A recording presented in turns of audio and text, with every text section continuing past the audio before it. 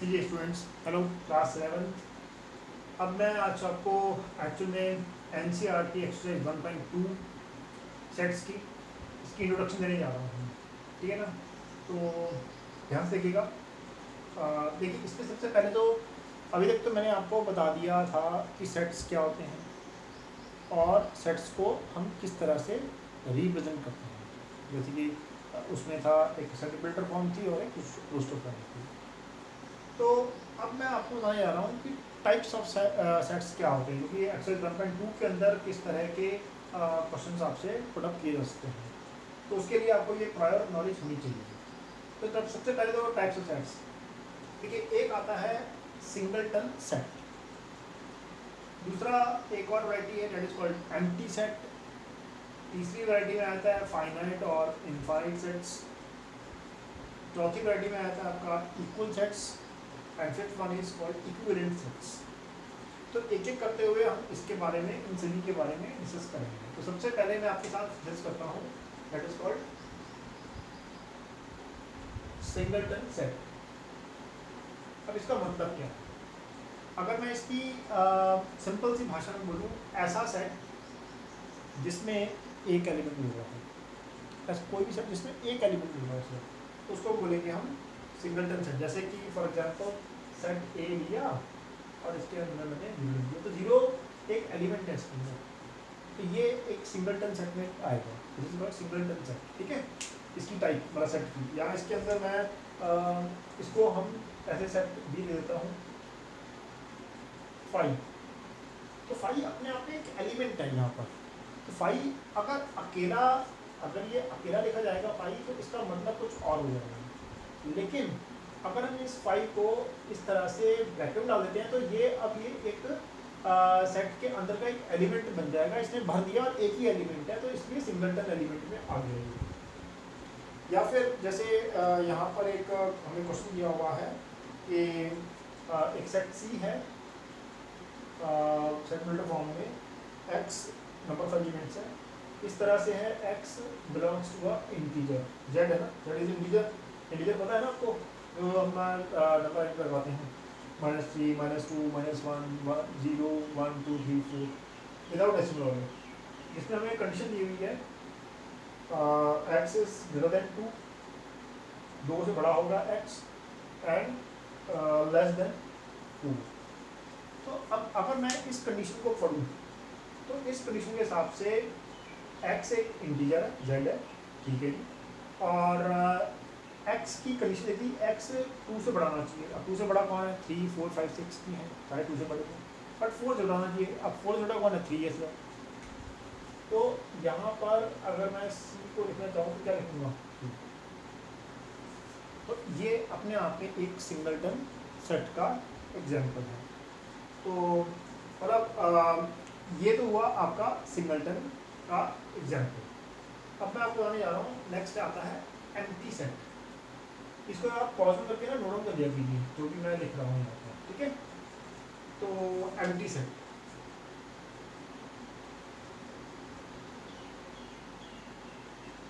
अब empty set को वैसे हम अगर जानें कि एम्प्टी सेट का एक और नाम भी होता है, that is called null set, या फिर एक और सेट इसका नाम भी है void set. Empty set, null set या वॉइड सेट बात एक ही है।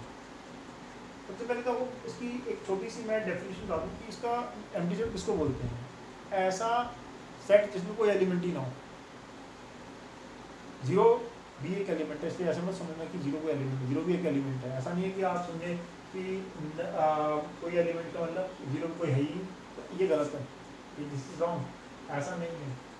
किसी भी सेट के अंदर अगर कोई एलिमेंट ही नहीं है, मतलब सेट ए है, ये नल सेट है, इसमें कोई एंटी है, कुछ है ही नहीं। वैसे जनरली ये भी एक सही तरीका है एक एंटी को शो करने का, बट जनरली हम ना इससे शो करते हैं 5 से। 5 इज द, अगर किसी सेट के अंदर कुछ भी नहीं लिखा हुआ, तो उसको हम, कुछ भी नहीं है उसके अंदर, तो उसको हम एम्प्टी सेट बोलते हैं, और उसको या नल सेट बोल देते हैं या वॉइड सेट। और उसको दिखाना हो तो हम ऐसे दिखा सकते हैं। अब आपके सर ये कुछ भी नहीं है, ये कैसे पॉसिबल हो सकता है? देखिए मैं आपको एक का एग्जांपल देता हूँ, मैं बोलता हूँ एक सेट ए है जिसमें x एलिमेंट्स हैं, तो x is a natural number, x natural number है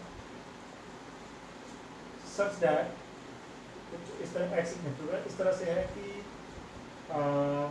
x इज जो है वो 2 से बड़ा हो, ग्रेटर देन 2, और 3 से छोटा हो। अब इस कंडीशन पे नेचुरल नंबर आपको लिखना है, 2 से बड़ा। अब 2 अगर मैं बोलूँ 2 और 3 के बीच में जो स्पेस में ले रहा हूँ खाली जगह, यहाँ पे आप ऐसा कोई नेचुरल नंबर बोल सकते हो जो नेचुरल नंबर क्या होते हैं, 1 जो काउंटिंग नंबर होते हैं, 1 2 3 4 5 6 7 8 9, ये सब नेचुरल नंबर होते हैं। तो मैं बोल रहा हूँ कि 2 और 3 के बीच में कोई नेचुरल नंबर पॉसिबिलिटी नहीं है, नॉट एट ऑल पॉसिबल ही नहीं है कहीं से भी। 2 के बाद 3 ही आता है, अगर मैं इसके बीच में डालूंगा तो बीच का नंबर 2.5 डालता हूँ, 2.6 डालता हूँ, 2.7, बट 2.5 2.6 2.7 ये सब number they are not the natural numbers. Natural number फिर से बोल रहा हूँ वही होते हैं जो कंप्लीट विदाउट डेसिमल होते हैं, 2 3 4 5 6 7 8। तो इन 2 और 3 के बीच में कोई नेचुरल नंबर आ ही नहीं सकता, तो यहाँ पर हम इसे क्या बोलेंगे, नल सेट। यानी कि कहने का मतलब ये है मुझे कि जो हम सेट के अंदर कंडीशन बोल रहे हैं वो कंडीशन सेट बनाने के लिए पॉसिबल नहीं हो पा रही है आपके लिए, तो उसको हम बोल देंगे कि ये नल सेट है। ठीक है, जैसे मैं इसके अंदर कंडीशन ये नल सेट, या फिर मैं इसके अंदर लेता हूँ एक और एग्जांपल लेता हूँ। एक और एग्जांपल दिया हुआ है हमें, एक सेट सी है जिसमें बोला गया है x एलिमेंट्स हैं, x इज इवन, एक तो x इवन है and x square is equal to 25। अब देखो जी इसको, इसके अंदर जो x आना है वो x इवन नंबर होना चाहिए, तो और इससे निकालना है। तो इसको मैं सॉल्व करता हूँ, x square is equal to 25, x का स्क्वायर रहेगा तो इस पर प्लस माइनस रूट 25 हो जाएगा, x की वैल्यू आएगी प्लस माइनस 5, यानी कि यहाँ पर x की वैल्यू क्या आएगी 5 और -5 ये आएगी। अब ये जो सेट बन रहा है, इस सेट सी जो बन रहा है यहाँ पर, ये सेट सी में कौन कौन से एलिमेंट्स आ रहे हैं, 5 आ रहे हैं और -5 आ रहे हैं, बट हमें चाहिए कौन से, इवन नंबर चाहिए। इवन नंबर x की वैल्यू जो बन रही है सेट के अंदर वो 5 और -5 बन रही है, जबकि x किस में चाहिए, इवन में। 5 इवन ही नहीं है, -5 भी इवन नहीं है, तो ये क्या होगा, एम्प्टी सेट होगा, नल सेट।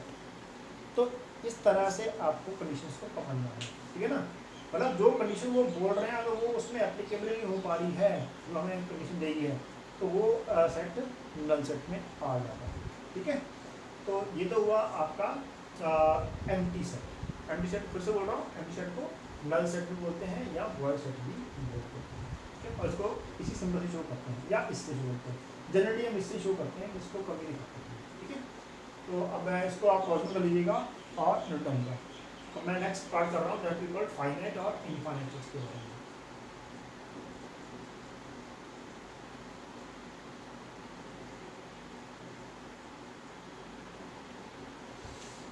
यह है जी आपका फाइनाइट एंड या finite set and infinite set. देखिए, फाइनाइट सेट हम उसको बोलते हैं जिसके अंदर कि हम जो एलिमेंट्स हैं उनको गिन सकें। भाई 100 एलिमेंट्स हैं, 50 हैं, 200 हैं, 1000 हैं, 2000 हैं, 10,000 एलिमेंट्स हैं, मतलब एलिमेंट्स गिने जा सके, काउंट हो सकें, उनको बोलते हैं हम फाइनाइट सेट्स। जैसे मैंने एक सेट लिखा 2 4 6 8। अब आपको बताया कि ये इवन नंबर्स का एक सेट है, 2 से शुरू हो रहा है, 8 पे खत्म हो रहा है। यहाँ पे आपको बताया 1 2 3 4, टोटल 4 ही एलिमेंट्स हैं सेट में, तो आप गिन सकते हो एलिमेंट्स को। या आप इसको, जैसे मैं लिखता हूँ, ये एक और एक सेट बी है, 1 2 3 फिर आपने लिख दिया 200, यानी कि इसका मतलब क्या हुआ, ये एक नेचुरल नंबर्स का सेट है।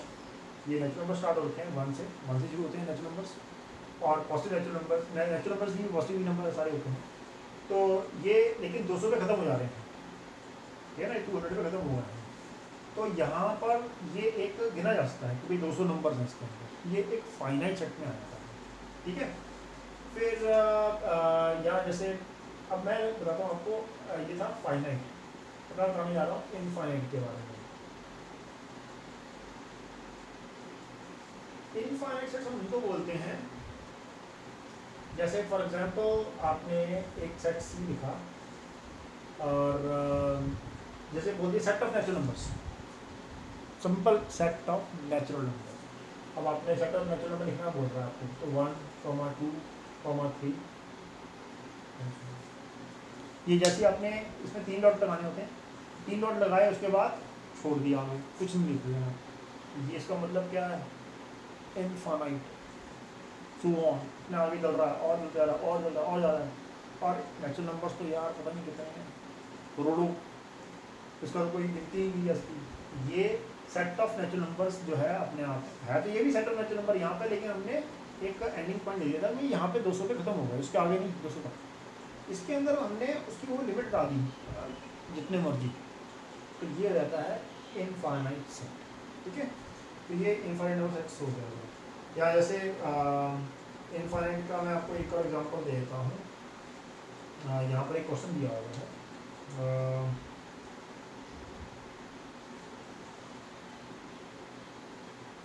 जैसे कि यहाँ पर एक क्वेश्चन देते हैं, यहाँ पे सेट ऑफ नेचुरल नंबर भाई था, और यहाँ पर एक पॉइंट्स होना ना, देखिए सेट ए दिया हुआ है ये, और इस पर लिखा हुआ है पॉइंट्स ऑन अ लाइन। अब एक लाइन के ऊपर तो यार लाइन है, लाइन का आपको पता है ना, लाइन की बेसिक डेफिनेशन क्या होती है, दोनों इसके एंड पॉइंट्स नहीं होते हैं, और पता नहीं कितनी इन्फिनिट की तक जा सकती है, और उसमें इतनी ही लाइन में पता नहीं इन्फिनिट नंबर ऑफ पॉइंट्स हो सकते हैं। तो points on a line is a, अगर असिस्टेंट वही बनाया तो ये इनफाइनाइट सेट के अंदर आ जाता है, ठीक है। तो ये तो हुआ आपका फाइनाइट और इनफाइनाइट नंबर ऑफ सेट्स को लेकर कॉन्सेप्ट। अब मैं आगे आपको लेकर आ रहा हूँ, that is called equal sets. Equal sets जो है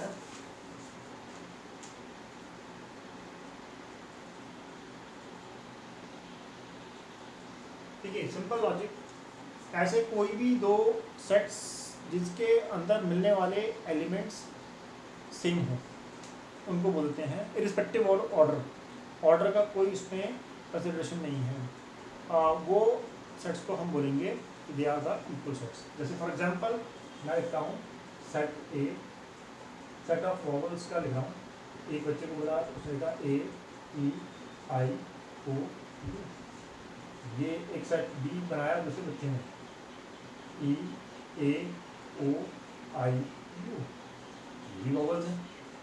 तीसरा बच्चे ने एक और मान लिया, यू ए आई ई ओ, ये भी एक वॉवल्स ही है। तो कहने का मतलब ये है मेरा कि ये तीनों बच्चों ने यही नंबर ऑफ जो इसके अंदर मेंबर्स हैं या एलिमेंट्स जो हैं वो सेम है और इक्वल है नंबर में भी, तो उसको बोलते हैं हम इक्वल सेट्स, ठीक है। तो ये एक इक्वल सेट्स का एक 10 एग्जांपल है, ठीक है ना। और एक और मैं एग्जांपल लेता हूँ यहाँ पर और उसको करते हैं। यहाँ पर एक और एग्जांपल लेते हैं, एक हमें दिया हुआ है क्वेश्चन, एक सेट ए दिया हुआ है, सेट ए है 2, 3 और सेट बी के बारे में बोला हुआ है एक्स एक नंबर ऑफ एलिमेंट्स हैं इस तरह से, जैसे एक्स स्क्वायर -5x + 6 = 0। तो यहाँ से पता लगाते हैं कितने 6 के फैक्टर आएंगे, तो 3 × 2 आएगा, एक्स स्क्वायर -3x -2x + 6 = 0। इसको ही मैंने मिल्टन स्प्लिटिंग कर दी है, एक्स कॉमन ले लिया, x - 3, 2 कॉमन लिया -n, तो x - 3, x - 2 और x - 3, तो इसका मतलब क्या होगा, x minus two is equal to zero, x minus three equal zero, x equal two और एक्स इक्वल टू थ्री। यानी कि यहाँ पर मुझे x की कितने वैल्यू मिली, 2 एंड 3, और x ही इस सेट B के एलिमेंट्स हैं। तो सेट B को मैं कैसे लिखता हूँ, 2, 3। तो ये आप देखिए इसमें कितने एलिमेंट्स हैं, 2 एंड 3, दो ही एलिमेंट्स हैं और वो 2 एंड 3 हैं। और A में कितने थे, उसमें 2 ही थे और 2 एंड 3 था। तो देयरफॉर हम बोल सकते हैं कि सेट A और सेट B क्या है, they are the equal sets. ठीक है, एक और मैं एग्जांपल उठा लेता हूँ यहाँ पर इक्वल सेट्स के लिए। एक और था यहाँ पे NCERT का ही क्वेश्चन है वो।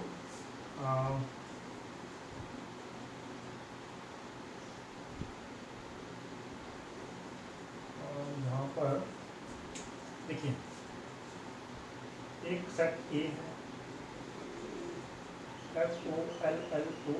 FOLLOW, एक ये है वर्ड, और इस वर्ड में और एक वर्ड दिया हुआ है वुल्फ। ठीक है, ये दो वर्ड्स दिए हुए हैं, एक फॉलो एंड एक वुल्फ। तो अब फॉलो नाम के वर्ड को बिल्डअप करने के लिए, लिखने के लिए आपने कौन कौन से एलिमेंट्स यूज़ किए, F यूज़ किया, O यूज़ किया, L यूज़ किया एंड W यूज़ किया। यही एलिमेंट्स यूज़ किए थे, हम तो यही पूछते हैं सेट। तो सेट B के अंदर मैं आ रहा हूँ जिसमें कि हमने वुल्फ नाम के वर्ड को बनाने के लिए कुछ वर्ड्स लेटर्स यूज़ किए थे। उसमें कौन सा यूज़ किया था, W, फिर O, फिर L और फिर F। तो अगर आप ध्यान से देखें तो ये जो है सॉरी W, O, L और F, ये सारे एलिमेंट्स सेम हैं और जो यूज हुए, तो इसलिए सेट A और सेट B, मतलब ये सेट A सेट B थे, ये दो वर्ड्स थे फॉलो एंड वुल्फ। और इससे हमने दो सेट्स बनाए, फॉलो से भी एक सेट बनाया और वुल्फ नाम के वर्ड से भी सेट बनाया। तो दोनों सेट्स जो है वो इक्वल सेट्स में आएंगे, क्योंकि इन दोनों के अंदर जो हमने एलिमेंट्स पुट किए हैं वो सेम टू सेम हैं। तो ये भी इक्वल सेट के अंदर ही एग्जाम्पल आता है। तो प्लीज़ पॉजिंग कर लीजिएगा इसको नोट करने के लिए। अब मैं आपको बताने जा रहा हूँ, लास्ट इसका टॉपिक है इक्विवेलेंट सेट्स। ठीक है, इक्विवेलेंट सेट्स क्या होते हैं? देखिए इक्विवेलेंट सेट्स जो होते हैं ये एक ऐसे सेट्स होते हैं जिसमें कि मतलब मैं पहले देता हूँ,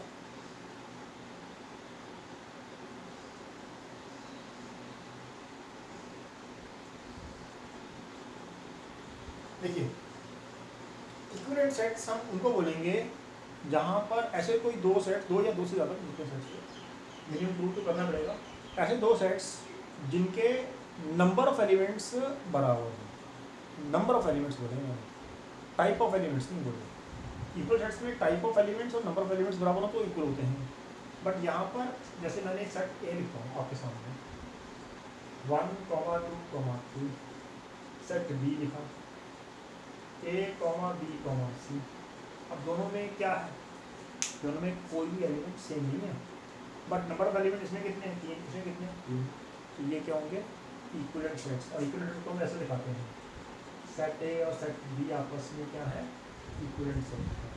ठीक है, तो इसको हमने इक्विवेलेंट बोल दिया। तो ध्यान रखें कि यहाँ पर जो है क्या कहते हैं, ये देखिए इसके अलावा कोई और मैं एग्जांपल लिखता हूँ यार, एक और एग्जांपल लेते हैं। जैसे फॉर एग्जांपल मैंने बोला सेट सी ले लिया, that is A, E, I, O, U, ये सेट ऑफ वॉवल से लिए। और सेट डी ले लिया मैंने, 1, 2, 3, 4, 5। अब ये सेट्स जो है ना आपस में इक्विवेलेंट सेट्स हैं। तो प्लीज़ इसको पॉजिंग कीजिएगा, पॉजिंग करके नोट डाउन कर लीजिएगा। अच्छा एक बात मैं आपको बता दूँ, एक इसमें इक्वल सेट्स और इक्विवेलेंट सेट्स को लेकर आती है कि एक इक्वल सेट इक्विवेलेंट भी हो सकता है। याद रखना, जैसे कि मैंने पहले वुल्फ और फॉलो का जो लिया था, वहाँ पे मैंने इक्वल सेट्स में उसको यूज़ किया था। तो एक इक्वल सेट्स इक्विवेलेंट भी होता है, बट एक इक्विवेलेंट सेट इक्वल नहीं हो सकता, ये बात ध्यान रखना। क्योंकि वहाँ पर वो जो मैंने इक्वल सेट्स का जो लिया था कि एक सेट लिया था जिसमें फॉलो नाम का वर्ड आता था और एक उसमें वुल्फ वाला आ रहा था, तो वहाँ पर मैंने जो यूज़ किया था उसको इक्वल सेट्स के अंदर हमने यूज़ कर लिया था। क्योंकि एक्चुअली में उसके अंदर जो है नंबर ऑफ, जब हम सेट बना रहे थे तो उसके नंबर ऑफ जो लेटर्स यूज़ किए थे नंबर में और टाइप में भी वो सेम आ रहे थे। तो इक्वल सेट इक्विवेलेंट भी होता है, वो इक्विवेलेंट भी हो सकता है, वो पर्टिकुलर एग्जांपल हम इसको इक्विवेलेंट में लेके आ सकते हैं, बट इक्विवेलेंट सेट्स कभी भी इक्वल नहीं हो सकते, ये याद रखिएगा आपको। तो प्लीज़ अब इसको pause on the video and down the start.